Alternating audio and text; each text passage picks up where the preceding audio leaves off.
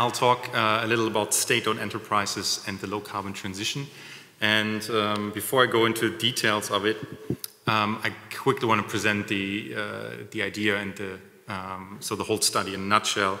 Guiding question for us was, does the prevalence of state-owned enterprises help or hinder investment in renewable electricity generation? So on the top of it, it says low-carbon transition, but really what this paper is about is renewable power investments.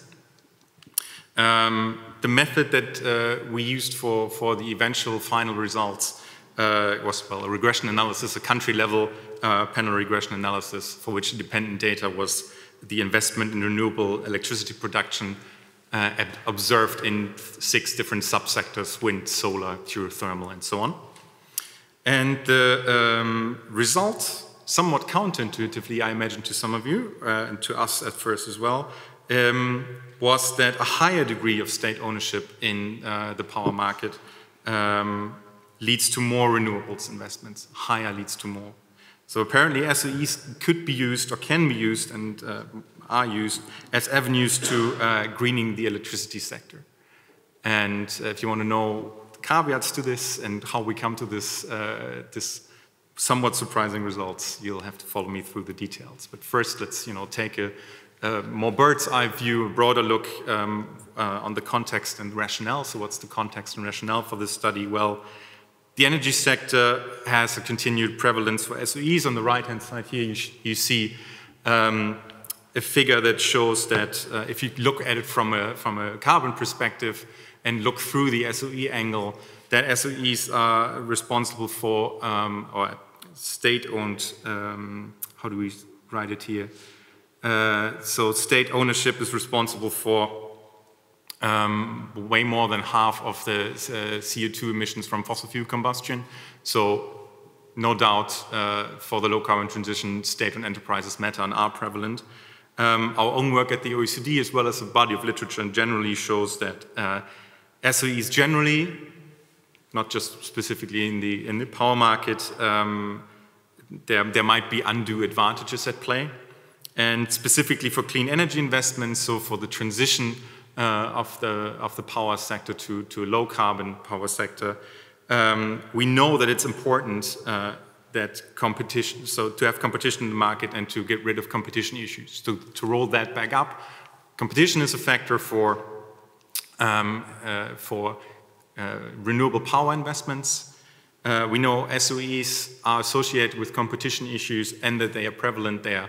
So it's worthwhile looking into this because we already know from these few facts that it's important to look at what implications SOEs have for investments in the low carbon transition.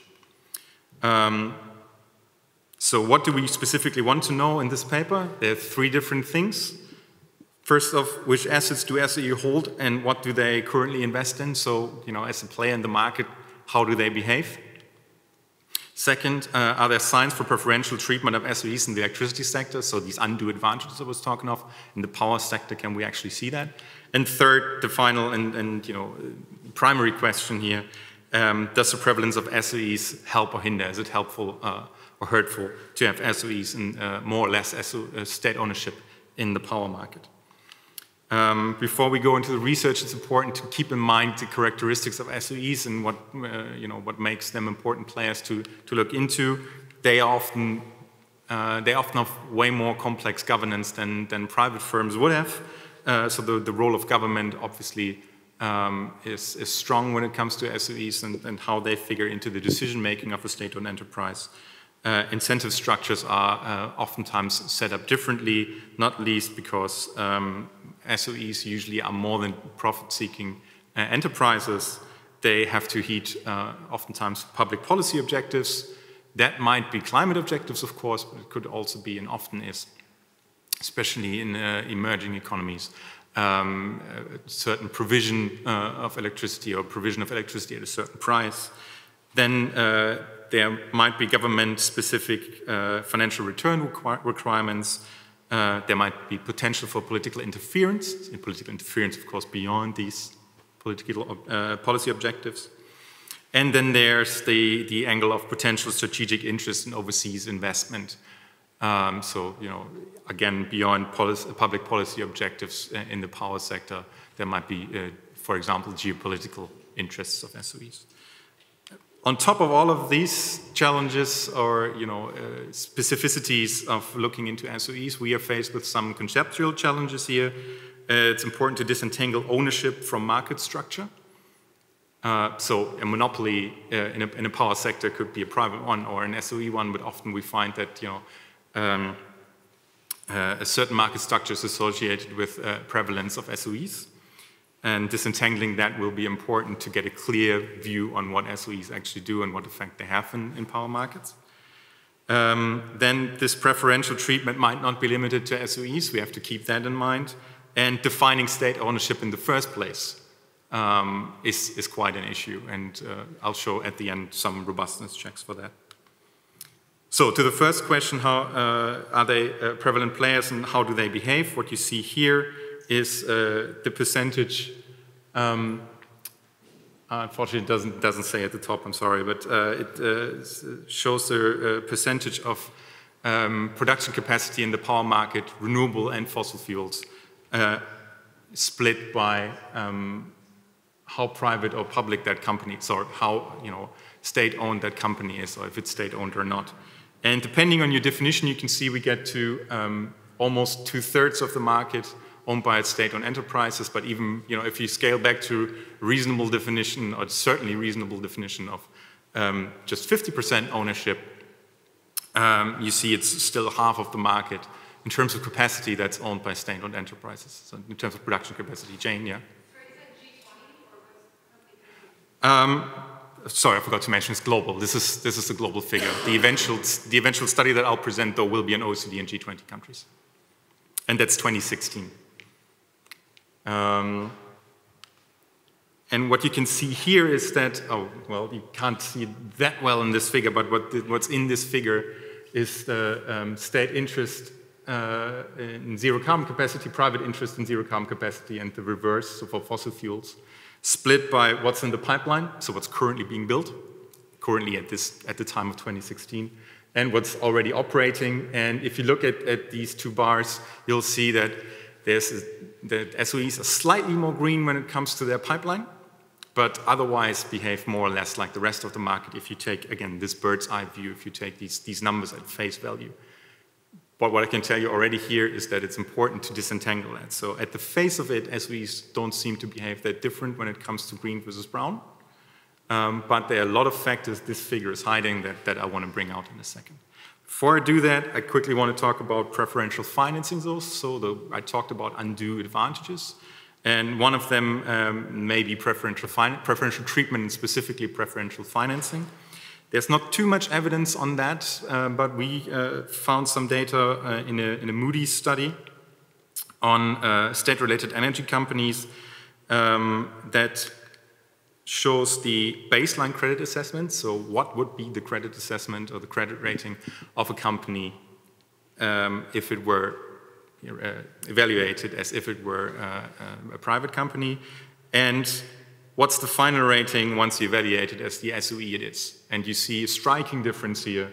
There's only one company that has a lower final or worse final rating. Let's take one step back. I should have explained the figure. So in this figure you see the notches going from C rating to AAA rating from inside to outside. So higher is better here. Higher is a better financial rating and a higher chance to get credit or get credit at a better rate. So what you see here is that there's only one company where the final rating is worse than the actual rating, and all others don't change rating or sometimes massively increase the ratings. Like number 2 here, Korea Gas Corporation, uplift by 7 notches simply because they're a state-owned enterprise. Similar, the Abu Dhabi National Energy Company, an uplift of even 8 notches. It's a huge uplift in terms of credit rating. But of course, you also have companies where there's close to no uplift or no uplift at all. So some evidence, at least, for preferential financing. Keep that in mind for a point that I'd like to make later. But for now, let's dive into the model, and I promise that's the only equation that I'll have on my slides here. So what we looked into in our panel regression analysis was, as I said, OECD and G20 countries in a 15-year-long panel. And the dependent variable is the investment in renewable, investment value for renewable electricity. So the investment in renewable power plants by year, country, and subsector, solar, wind, and so on. That's subsectors to us. And we wanted to look at the SOE ownership. So what we calculated here was the capacity share of SOE ownership. Unfortunately, we didn't have SOE ownership in terms of revenue for all these countries, all these years, for all the companies that we were looking at. But capacity share in a market like power should be a good proxy, given the homogeneous product in the power market. So we used the capacity share of SOE ownership. So imagine that as EDF, the French utility, is held to 86% by the French state. That's the actual number. Imagine they have something that's not the actual number now, 100 gigawatt or so of production capacity. So in this variable, then we would count 86% of these 100 gigawatts, so 86 gigawatt towards SOE ownership in the market. As I said, we had to disentangle SOE ownership from market concentration to be sure that we're not really measuring the dominance of SOEs in the power market. So we introduced a control variable, market concentration. And despite what I said earlier about the association between high market concentration and high SOE ownership, we found that there's no multicollinearity. We tested that with every model we ran, with every version of this model we ran. Then we added a couple of market regulation variables for the sake of it, not worth diving into today, and added controls for which we had about 70 proxies. So there's a lot of things going on that could influence investments in renewable energy in OECD and G20 countries. Climate policies, obviously, so controls include feed-in tariffs, tenders, the carbon price. But also we had a lot of proxies for investment environment variables, like how easy is it to set up a company? So for SPVs, that's an important factor, for example. How are Basel rules enforced? So therefore, is your financing influenced? That kind of thing. It's 70 proxies, and because that's way too many for a regression model to handle, we whittled that down using the lasso method. So it's a variable selection method. And whittled that down to about 20 variables. So what are the results of this model? What do we find on state ownership? Does it have a positive or a negative effect, as I said earlier? As you can see here, capacity share of SOE ownership with the definition of SOE as holding 50% of a company or more, or 50% of the company or more held by the state. That SOE ownership shows a positive sign and a sizable coefficient too. So our main hypothesis, for our main hypothesis, we can say the capacity share of SOE ownership has a positive impact if you hold constant for a lot of controls, including market concentration, which has the expected negative impact. If the incumbents are strong in the market, companies with new technology, so presumably new companies, and actually in reality too, new companies that bring in this technology have a harder time entering that market. We tested a couple of interactions. For example, in market concentration and public tender, we found for this interaction, despite market concentration itself being stable, that market concentration in public tenders is a negative impact. So countries that have a high market concentration should think twice about the design of their tenders, and if there's maybe some kind of collusion going on or some other undue process. We found that interesting to point out. And third-party access and market concentration, so having a better third-party access, which is one of the regulatory variables we threw into the model, has a positive impact, and our interpretation was that in cases of high market concentration, if you have grant third-party access, that will upset the market, and therefore it would be easier at that point in time for newcomers to come in. We ran a lot of robustness checks. I can't show them all today. Just quickly wanted to show we took out a couple of the big countries because we we kept getting that question, but what if you remove China because there are so many SOEs there and it's such a big country in your set? If we remove China and India or both countries at the same time from the set, results stay stable. What did destabilize the results was redefining SOE ownership as completely owning a company. So 100% ownership is the only time we count a company towards the SOE capacity share, which is of course an unreasonable definition, but it's the one end of the scale. And as you can see, we find no signal here, since most of the signal will be buried in those lots of companies that are like EDF held to 86% or 51%, which are quite prevalent in the data set. And then there's, if we test the other side of the scale, the capacity share of SOE ownership from 0%, from 0.5%, and that actually exists, we find basically the same result as with 50%. So 50% is somewhat the sweet spot. But you can replicate the results even if you take every percentage point of ownership seriously. So in conclusion, we think that there might be two different causes, and we regret that we couldn't dig further into those, but it's important to point them out. Obviously, political direction, so public policy objectives inserted into the decision-making of SOEs, and preferential treatment. So SOEs just might have an easier time due to them being SOEs and having a higher credit rating or higher standing with creditors generally. And we weren't quite satisfied with just that. And in this paper you see on the right that was recently published, which is fundamentally about political economy variables in the low carbon transition, called power struggle. We also threw in the SOE variable there in a model where the dependent was the ratio of renewables over the total market. So where we also took into consideration the brown side of the market, just to see if political direction that was given here was maybe more green than brown. And in fact, in that model we find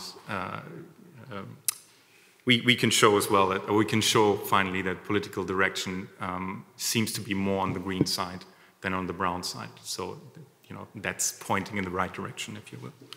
So what's the conclusion in terms of policy measures? Well, if it's preferential financing, or generally speaking, even beyond preferential financing, if there's an opportunity to use SOEs as an avenue to the transition, then that opportunity should be used. And there's at least leeway, so I have to preface that though with, since SOEs are here to stay anyway. If there's no level playing field in the first place, then you have to look at the SOE as a whole, or the concept of SOEs in your country as a whole. But if that's not an option, if SOEs are here to stay anyway, and if you govern them well, for example, abiding to the OECD guidelines on how to govern SOEs, then you should, policymakers should consider making their companies early adopters of new technologies. They can take on more risk if they get preferential financing. So they should take on the riskier projects. So the Mariana Mazzucato kind of story, if you know this, state involvement in innovation. And they, similarly, because they can take more risk, policymakers might consider making SOEs first movers. For example, if grid setup is required, especially if the utilities are involved and not separate, involved in building that grid.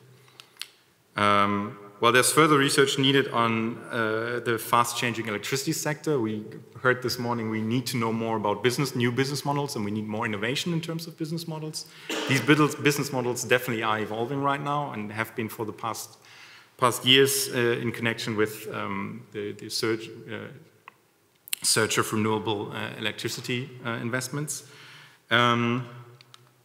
And we tried to do that, tried to give a first overview with the study on the right here. And it's important, even beyond SOEs, to understand the changing role of utilities, but keeping SOEs in mind, or the power of the state through these companies directly in mind. will play a big role, or can play a big role.